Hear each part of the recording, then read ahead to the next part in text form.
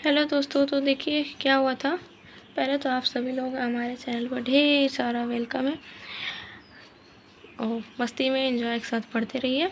ठीक है, हमने पिछले वीडियो में क्रिया के बारे में बताया था। दो क्रिया जो होती है उसके मतलब भेद जो होते हैं कौन कौन से होते हैं, तो अकर्मक और सकर्मक। ठीक है, अकर्मक और सकर्मक में दोनों को पहचानने का क्या हमने एक शॉर्ट ट्रिक बताया था कि जो क्रिया के पहले हम क्या और किसको का प्रयोग करेंगे, अगर क्वेश्चन का आंसर हमें मिलता है तो वो हो जाएगा आपका सकर्मक क्रिया, और नहीं मिलता है तो वो हो जाएगी आपकी अकर्मक क्रिया। इस बात का ध्यान रखिए, क्या और किसको का प्रयोग करना क्या कहाँ है। क्या और किसको का प्रयोग हम हमेशा क्रिया से पहले करेंगे, इस बात का बिल्कुल ध्यान रखिएगा।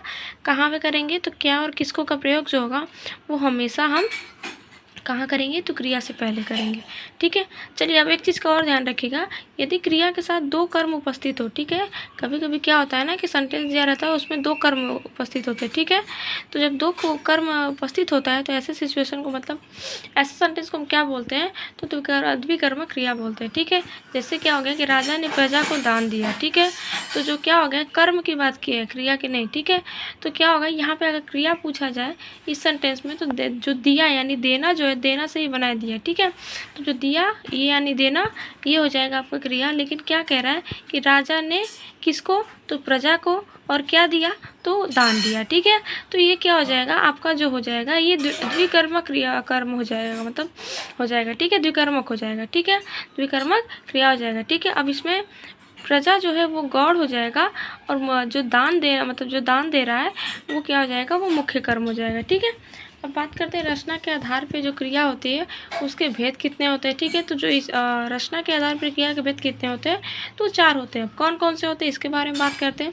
पहले याद होता है जो है वो आपका होता है प्रेरणार्थक क्रिया। ठीक है, प्रेरणार्थक क्रिया। ठीक है, प्रेरणार्थक क्रिया में क्या होता है भाई, तो वे क्रियाएं जिनसे यह पता चले कि कर्ता स्वयं कार्य न करके, ठीक है, वे क्रियाएं जिनसे ये पता चलता है कि जैसे कि ये कोई भी क्या हो जाए कि वो क्रिया है। ठीक है, तो उससे ये पता चले कि अगर कर्ता जो है ना वो स्वयं कार्य न करके किसी अन्य को कार्य करने के लिए प्रेरित कर रहा है, प्रेरणार्थक क्रिया कहलाएगी। मीन्स ये है सेंटेंस आपका कोई भी दिया हुआ, ठीक है, उसमें जो क्रिया है उससे ये पता चलेगा कि जो हम उस सेंटेंस का जो करता है और उस सेंटेंस का जो करता है उसमें जो कार्य है, ठीक है, वो कार्य क्या है कि कर्ता न करके वो किसी और को करवा रहा है, मतलब किसी और से करवा रहा है या प्रेरित कर रहा है, तो उसे आप वहाँ पे आपका हो जाएगा प्रेरणार्थक क्रिया। ठीक है, जैसे क्या हो जाएगा, दिखाना, मंगाना, बुलवाना, सुलवाना आदि।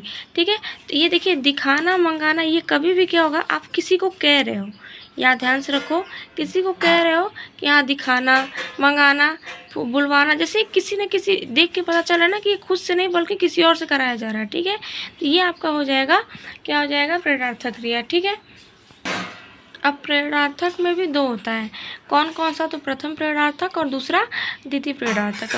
अब प्रथम प्रेरणार्थक की बात किया जाए तो इसमें क्या होता है ना कि क्रिया का निर्माण जो होता है, ठीक है, इसमें क्रिया का निर्माण जो होता है मूल धातु में आना प्रत्यय लगाकर किया जाता है। जैसे कि जो सेंटेंस दिया रहेगा उसमें क्या होगा, कोई भी जो क्रिया दी रहेगी उसमें क्या होगा ना कि उसके जो मूल धातु होगा ना उसमें प्रत्यय लगा रहेगा। ठीक है, मूल धातु में प्रत्यय लगाकर किया जाएगा। ठीक है, तो वो क्या हो जाएगा आपका प्रथम प्रेरणार्थक हो जाएगा। जैसे दिखाना, बुलाना, तो इसमें क्या है, आना प्रत्यय लगा हुआ है। ठीक है, कौन सा प्रत्यय लगा है, तो आना प्रत्यय लगा है। ठीक है, और प्रत्यय हमेशा क्या हो जाता है, आखिरी में लगता है। ठीक है, द्वितीय प्रेरणार्थक में क्या होगा, तो इस क्रिया का निर्माण मूल धातु में, ठीक है, वाना प्रत्यय लगाकर किया जाता है। ठीक है, वाना प्रत्यय लगाकर किया जाता है। जैसे क्या हो गया, दिखवाना, मंगवाना, बुलवाना, ये क्या है, द्वितीय प्रेरणार्थक है। ठीक है, द्वितीय प्रेरणार्थक है। ठीक है, इसमें कौन सा प्रत्यय लगा है, तो वाना। प्रत्यय हम बार बार बता रहे हैं कि जो प्रत्यय होता है वो सबके आखिरी में लगता है। ठीक है, अब बात करते हैं क्रियाएं, हमने 2 बताया था ना आपको, सॉरी जो 4 बताया था हमने। ठीक है, तो चार में आप देखते हैं, ये दूसरा ने बता दिया। अब क्या है, पूर्वकालिक क्रिया जो है उसमें देखते हैं कि जब वाक्य में कर्ता किसी एक कार्य का, ठीक है, जब वाक्य में कर्ता जो होता है किसी एक कार्य को संपन्न करने के पश्चात यानी बाद में दूसरे कार्य को प्रारंभ करता है तो पहले संपन्न होने वाली क्रिया पूर्वकालिक कहलाती है। मीन्स ये कोई सेंटेंस दिया हुआ है, ठीक है, उसमें दो कार्य हो रहे हैं, ठीक है, तो जहाँ पे एक कार्य होकर दूसरा जहाँ से स्टार्ट हो रहा है, ठीक है, वो जो पहला वाला जहाँ ख़त्म हो जाएगा वो आपका पूर्वकालिक हो जाएगा और दूसरा वाला जो होगा वो अंतिम होगा, ठीक है। तो यहाँ पूर्वकालिक की बात हो रही है तो यहाँ पूर्वकालिक की बात करेंगे, ठीक है।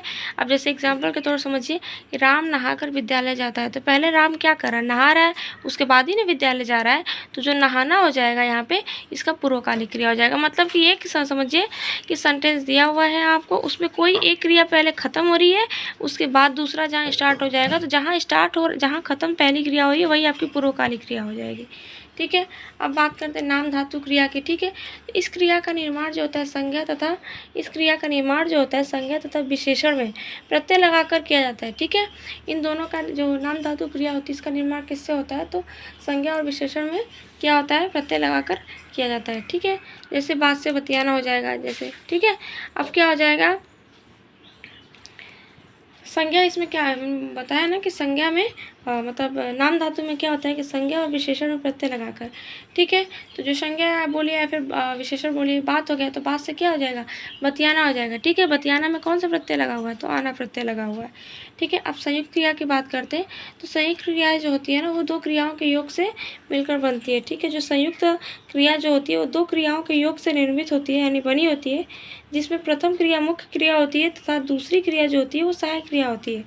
जैसे एग्जाम्पल में देखिए कि राम हर बात पर रो देता है, ठीक है। एग्जाम्पल क्या है, राम हर बात पर रो देता है, तो मुख्य रो देता है, ठीक है। अब इसमें क्या बोल रहा है, इसमें क्या है, मुख्य क्रिया आपकी क्या हो जाएगी, तो रोना हो जाएगा, ठीक है। और जो क्या सहायक क्रिया जो हो जाएगी जिसको इंग्लिश में हेल्पिंग वर्ब बोलते हैं, वो क्या हो जाता है, देता है यानी देना है, ठीक है, सहायक क्रिया, ठीक है। अब इन दोनों को मिला के क्या बनेगा, संयुक्त क्रिया हो जाएगी, ठीक है। अब ये था छोटा सा क्या क्रिया के बारे में, ठीक है। तो हमने बता दिया था अकर्मक क्रिया, सकर्मक क्रिया, फिर भेद भी बताया। अब क्या बोलते हैं जो क्रिया के अन्य भेद होते हैं उसके बारे में हम नेक्स्ट वीडियो में बात करेंगे। तब तक के लिए thank you so much, bye bye.